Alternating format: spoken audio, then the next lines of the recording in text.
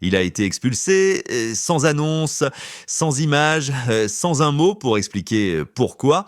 Quand un ancien chef d'État disparaît du paysage public après une tentative de coup d'État annoncée, ce n'est jamais une affaire individuelle. C'est un déplacement de pouvoir silencieux, calculé. Mi-janvier, le Togo a discrètement remis Paul-Henri Sandaogo Damiba aux autorités burkinabais. Reuters l'a confirmé. Puis plus rien. Aucun communiqué. Aucun chef d'accusation, aucun lieu de détention officiellement reconnu, juste un vide informationnel si dense qu'il en devient stratégique. En Afrique de l'Ouest, le silence n'est jamais neutre. Il signifie que l'enjeu dépasse la version officielle. Tout commence le 3 janvier. Ce jour-là, les autorités du Burkina Faso annoncent avoir déjoué une tentative de coup d'État et un projet présumé d'assassinat visant le capitaine Ibrahim Traoré. Le communiqué est bref, ça, minimaliste, mais chaque mot est lourd. Il évoque des réseaux internes et externes, sans nommer personne. Une formulation qui n'explique rien, mais qui oriente l'esprit vers une architecture plus large que de simples officiers dissidents. Pour beaucoup, l'annonce n'a pas surpris. Depuis septembre 2022, les tentatives de déstabilisation sont récurrentes. Mais cette fois, le langage change. Je veux dire, on ne parle plus seulement de discipline militaire, on parle de coordination, de frontières, d'intelligence. Et presque immédiatement, un nom ressurgit, Damiba, l'homme que Traoré a renversé, et l'ancien président accueilli au Togo sous protection. Son extradition, quelques jours après le 3 janvier, reconfigure toute la lecture des événements. Une extradition n'est jamais improvisée. Elle suppose une demande, une évaluation, une décision politique. Elle signifie, au minimum, que les accusations sont jugées suffisamment sérieuses pour justifier le transfert d'un ancien chef d'État. Mais le véritable signal n'est pas l'extradition, c'est ce qui a suivi. Rien. Et dans cette affaire, le silence n'est pas une absence. C'est une méthode. La question qui s'impose immédiatement est simple, presque dérangeante. Comment un homme censé être sous surveillance étroite a-t-il pu coordonner quoi que ce soit ? 3. Sur le papier, Damiba n'était pas libre, il n'était pas détenu, mais il n'était pas un civil ordinaire. Il vivait dans un espace diplomatique ambigu, c'était protégé, mais observé. Exilé, mais contenu. C'est le scénario officiel, celui que les États présentent pour rassurer leurs partenaires et désamorcer toute accusation de complaisance. Mais les accusations du 3 janvier ne s'inscrivent comme pas dans ce cadre confortable. Elle parle de mouvement, de communication, de coordination transfrontalière, autrement dit, d'une capacité d'action. Pour comprendre cette contradiction, il faut envisager les hypothèses non pas comme des verdicts, mais comme des structures possibles. Première hypothèse, 2, dire la surveillance était en grande partie symbolique. Ce ne serait pas une première. Dans la diplomatie régionale, être sous contrôle peut signifier des choses très différentes. Des visites occasionnelles, des rapports administratifs, une présence plus politique que sécuritaire. Projeter une image de contrôle suffit parfois à calmer les tensions, sans jamais construire une véritable barrière opérationnelle. Deuxième hypothèse, 2, la surveillance existait, mais elle était poreuse et aucun dispositif humain n'est hermétique. Les communications ne passent pas toujours par des téléphones, elles circulent par des visiteurs, des intermédiaires, des réseaux personnels. En Afrique de l'Ouest, l'influence voyage rarement de manière numérique, elle circule par relations, par loyautés anciennes, mais par messagers discrets. On peut diriger sans apparaître. Troisième hypothèse, 2, le système avait des angles morts. Toute surveillance repose sur des personnes, et les personnes se fatiguent, se trompent, négocient. Une rotation de garde, un rapport retardé, un détail ignoré. Pour quelqu'un formé militairement, ces failles ne sont pas des accidents, ce sont des opportunités. Mais il existe une 4e hypothèse, la plus inconfortable, celle que personne n'aime formuler. Et si l'objectif n'avait jamais été de l'arrêter, mais de le gérer, 3, gérer un exilé, ce n'est pas l'isoler totalement, c'est le maintenir à portée. Assez libre pour rester connecté, d'un coup, assez surveillé pour ne pas disparaître, un exilé géré peut devenir une source d'information, un levier, une monnaie d'échange, Et lorsque le contexte change, lorsque le coût politique devient trop élevé, on s'en sépare. L'extradition soudaine de Damiba s'inscrit parfaitement dans cette logique. Aucune de ces hypothèses ne résout entièrement la contradiction. Et c'est peut-être précisément là que réside la vérité.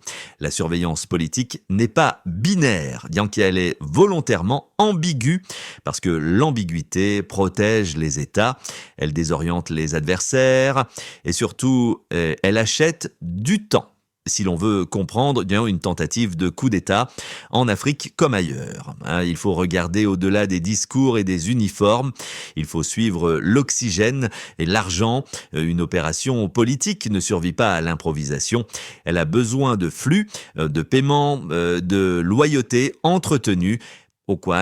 Et lorsque les autorités burkinabè évoquent le 3 janvier, des réseaux internes et externes, elles suggèrent une évidence rarement dite à voix haute de quelqu'un, quelque part finance. Aucun nom n'a été publié, aucun montant n'a fuité, mais la structure, elle, est lisible. Les financements politiques en Afrique de l'Ouest obéissent à des schémas récurrents. L'argent ne circule presque jamais directement entre le cerveau et le terrain. Il transite, il se dilue, il se cache dans des juridictions intermédiaires, suffisamment stables pour offrir une couverture, suffisamment connectées pour faciliter les mouvements. C'est dans ce cadre que certains regards se tournent vers le Ghana. Non pas comme accusé, mais comme espace. Un État institutionnellement solide, coopératif sur le plan sécuritaire, crédible aux yeux des partenaires régionaux.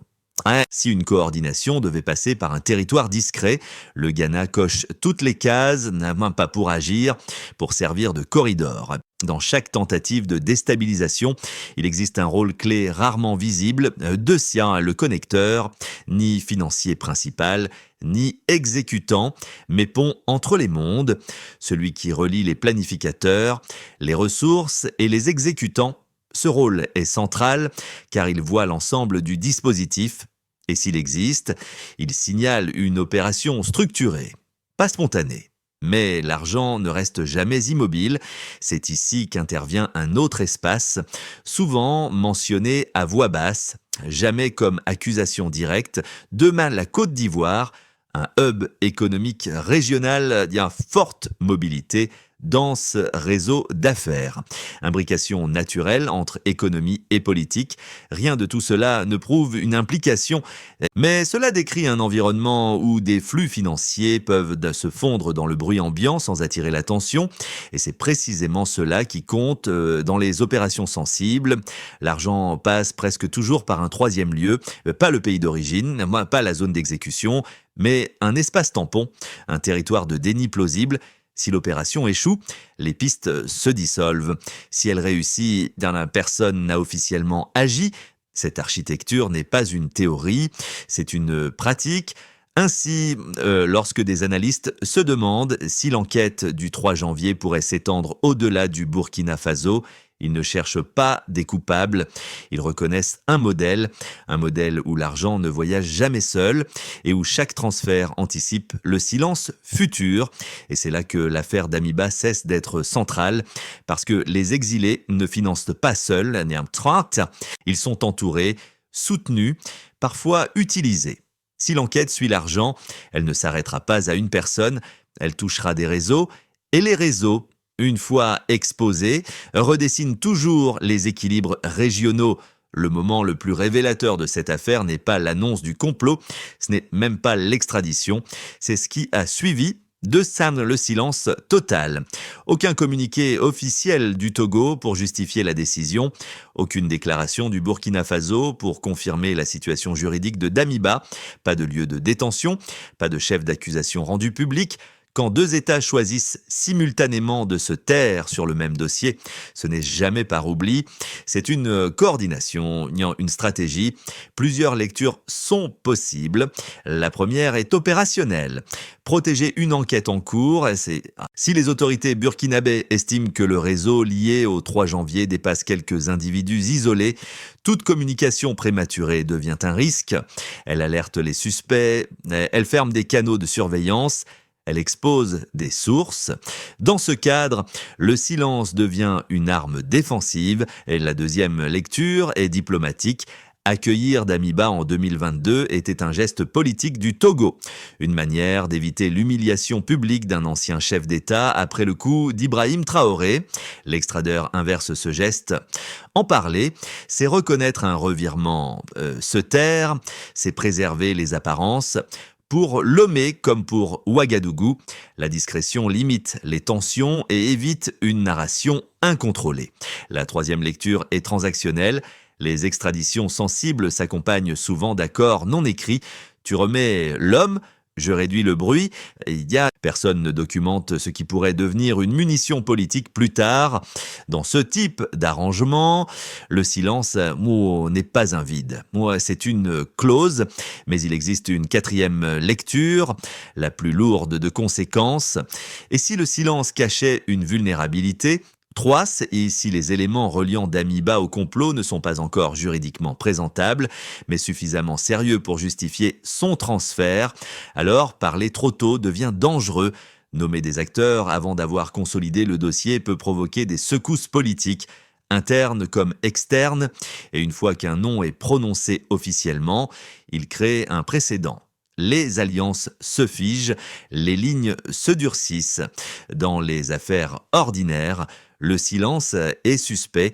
Dans les confrontations géopolitiques, il est protecteur et où il maintient la pression basse. Il brouille les calculs adverses et il garde les options ouvertes. Alors quand le Togo et le Burkina Faso ferment le rideau au même moment, il ne faut pas se demander ce qui ne se passe pas. Il faut se demander ce qui se passe hors champ. Dans les salles d'interrogatoire, les notes de renseignement et les échanges sécurisés entre capitales, parce que lorsque les États cessent de parler, c'est rarement la fin de l'histoire. C'est le moment où elle devient trop importante pour être jouée en public, pour comprendre pourquoi les accusations du 3 janvier ont provoqué une réaction aussi rapide et aussi silencieuse. Il faut sortir du cadre individuel, il faut regarder la région, parce que le Burkina Faso n'est plus un simple théâtre national. Il est devenu un point de bascule. Ce qui se joue à Ouagadougou dépasse largement Damiba. Cela dépasse même une tentative de coup d'État. Depuis 2 ans, le Sahel est en train de se reconfigurer lentement, brutalement, et au cœur de cette transformation se trouve une alliance qui a changé les règles du jeu de l'AES, Burkina Faso, Mali, Niger, 3 États qui ne se contentent plus de gérer des crises. Ils redéfinissent leur posture politique. Ils ont remis en cause des accords anciens et ils ont expulsé des forces qu'ils jugent inefficaces ou intrusives. Ils ont adopté un langage de souveraineté assumé, qu'on soutienne ou non cette trajectoire. Un fait est incontestable. L'AES perturbe l'ordre établi et toute perturbation génère des résistances. Dans ce nouvel équilibre, le Burkina Faso occupe une place particulière. Il n'est pas le plus puissant militairement, il n'est pas le plus riche économiquement, mais il est devenu un symbole. Le discours d'Ibrahim Traoré sur la dignité, l'autonomie et la rupture avec les dépendances historiques résonnent bien au-delà de ses frontières. S'il tient, le modèle s'exporte.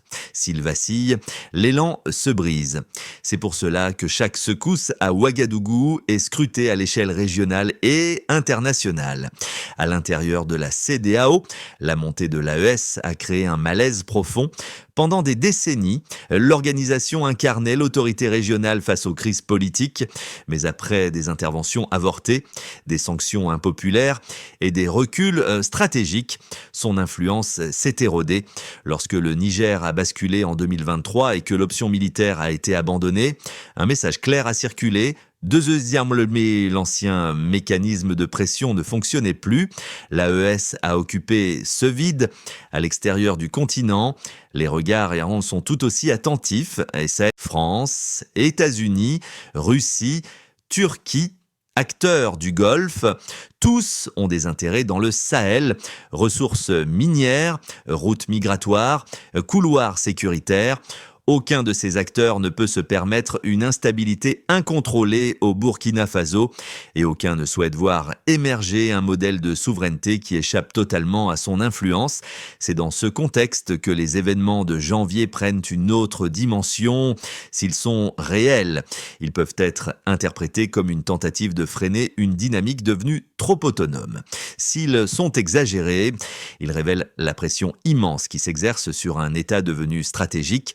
Dans les deux cas, la conséquence est la même. De si le Burkina Faso n'est plus périphérique, il est central.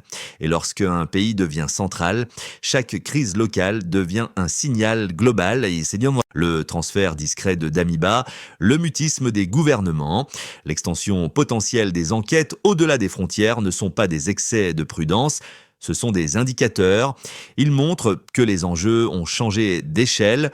Ce qui se joue désormais, ce n'est pas seulement la stabilité d'un régime, et c'est la direction future du Sahel.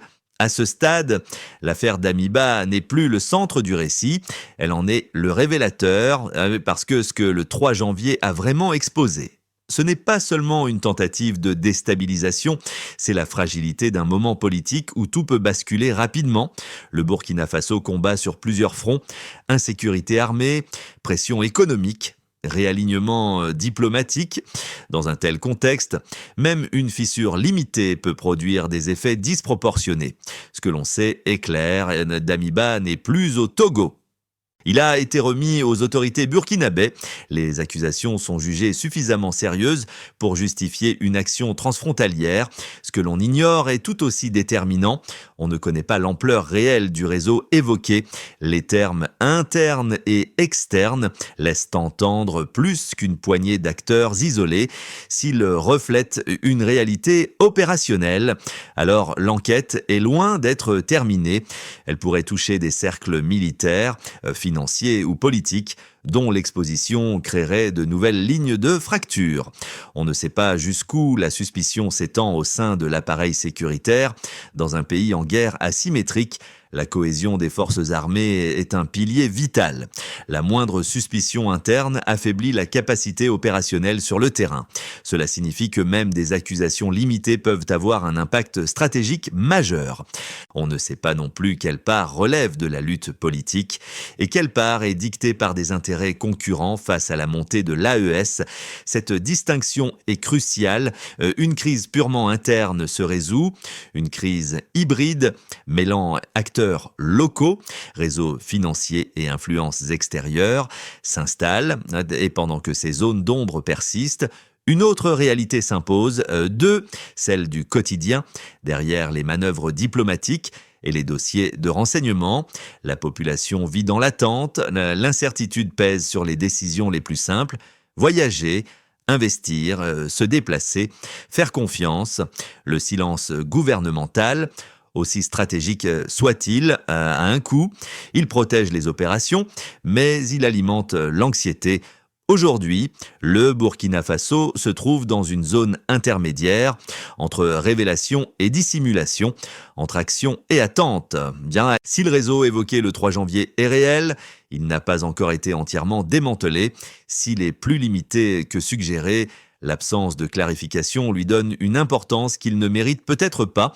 Dans les deux cas, le pays est suspendu entre deux chapitres. L'événement a été stoppé. Le récit, lui, reste ouvert.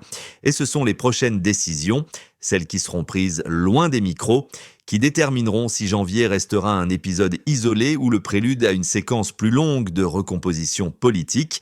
À ce point du récit, une chose devient impossible à ignorer. Ce qui est en jeu dépasse largement une tentative de coup d'État avorté. Le Burkina Faso est entré dans une zone de décision stratégique où chaque choix a un coût à long terme. 3 trajectoires se dessinent. Première trajectoire, dans la transparence contrôlée. Le gouvernement choisit, à un moment donné, de révéler une partie du dossier. Pas tout, juste assez pour démontrer la crédibilité de la menace, justifier l'extradition et rassurer l'opinion publique. Et dans ce scénario, l'État reprend la maîtrise du récit. Il transforme le silence en autorité, mais le prix est élevé. De toute révélation fige les camps, expose des acteurs et limite les marges de manœuvre diplomatiques. Deuxième trajectoire, 2. Le verrouillage prolongé. L'enquête se poursuit dans l'ombre. Les arrestations, si elles existent, restent discrètes. Les réseaux sont démantelés sans mise en scène publique. Cette approche privilégie l'efficacité sécuritaire sur la pédagogie politique. Elle protège les opérations, mais elle entretient une tension latente. À long terme, l'absence de récit officiel laisse le champ libre aux rumeurs, aux interprétations concurrentes et à l'usure de la confiance. Troisième trajectoire. 2. L'érosion silencieuse. Rien n'est clarifié, rien n'est affirmé. Le temps passe et l'événement du 3 janvier devient un bruit de fond permanent. Ce scénario est le plus dangereux parce qu'une menace non nommée finit soit par disparaître sans trace, soit par ressurgir sous une forme plus brutale. Dans les deux cas, l'État perd l'initiative, aucune de ces options n'est confortable. Tout implique des sacrifices. C'est là que la figure d'Ibrahim Traoré cesse d'être centrale comme individu et devient significative comme fonction. Il n'est plus seulement un chef de transition, il est le point de convergence de forces contradictoires de sa aspiration populaire, pression sécuritaire, attentes régionales, calculs internationaux. Ce n'est pas une position héroïque, c'est une position exposée. Et c'est précisément pour cela que le 3 janvier compte, à ça parce qu'il marque le moment où l'équilibre est devenu visible. Le Burkina Faso ne peut plus avancer par inertie. Chaque silence est interprété, chaque décision est amplifiée. La suite ne dépendra pas d'un homme. Elle dépendra de la capacité du système à absorber le choc sans se fragmenter. Au fond, cette histoire ne parle pas seulement d'un homme extradé ni d'un complot déjoué, elle parle d'un moment de bascule, d'un instant où un pays découvre que sa stabilité est devenue un enjeu stratégique bien au-delà de ses frontières. Ce que l'on sait suffit à poser le cadre. Un complot est annoncé le 3 janvier, un ancien chef d'État est transféré en silence, deux gouvernements ferment la communication, ce que l'on ignore façonne l'avenir. Parce que le pouvoir ne se manifeste pas toujours par des discours, parfois il s'exprime par l'absence, par le choix délibéré de ne rien dire, le temps de sécuriser le terrain. Et ce silence oblige chacun à une lecture inconfortable, de s'accepter l'incertitude ou la remplir de projections. Le Burkina Faso se trouve aujourd'hui devant une équation simple et brutale. S'il parle, il s'expose. S'il se tait, il inquiète. Et il n'existe pas de solution sans coup.